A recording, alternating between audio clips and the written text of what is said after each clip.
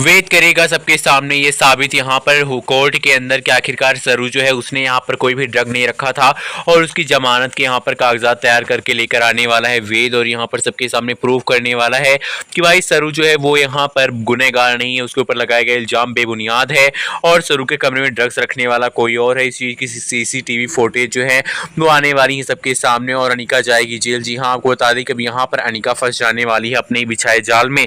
अनिका को तो पता भी नहीं है कि अनिका ने खुद के लिए कितना बड़ा गड्ढा खोद दिया है।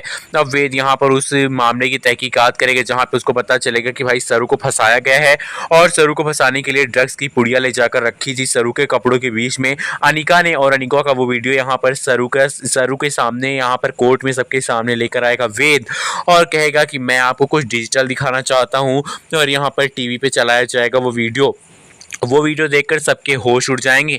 जहां पर अन्नपूर्णा देवी कहेंगे कि ये सब क्या हो रहा है।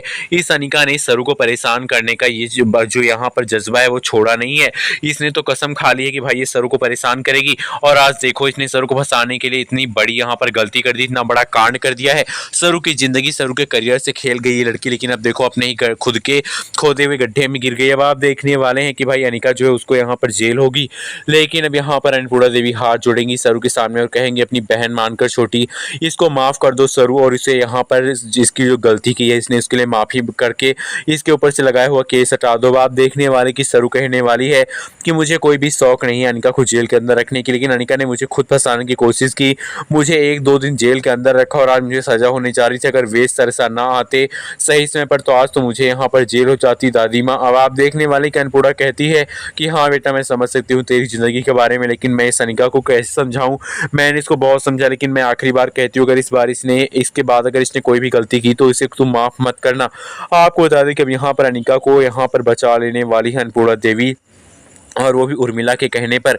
जी हाँ, उर्मिला हाथ जोड़कर खड़ी हो जाएगी, कहेगी कि अन्नपूर्णा देवी से कहेगी सासू माँ आप ही बचा सकती हैं अपनी छोटी पोती अनिका को, वरना इसे जेल हो जाएगी। आप सरू से कहिए ना कि इसको जेल ना जाने दे। अब यहाँ पर अपनी दादी की बात मानकर सरू जो है अनिका को जेल जाने से बचा लेगी और कह देगी कि अनिका ने भी ऐसा किया है लेकिन मैं इसके ऊपर कोई भी इल्जाम नहीं लगाती हूँ।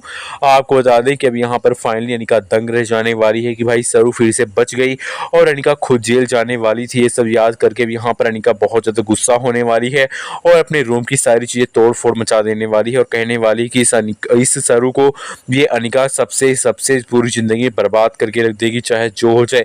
और यहीं पे दूसरी तरफ अब यहाँ पर वेद और सरू के बीच में नज़दीकियाँ बढ़ने वाली हैं। जब वेद सरू को बचा लेगा तो सरू को एहसास होगा कि वेद ही हैं जो उनके लिए यहाँ पर हर मुसीबत में खड़े रहते हैं और वो उनसे कहीं ना कहीं प्यार भी करने लगी है।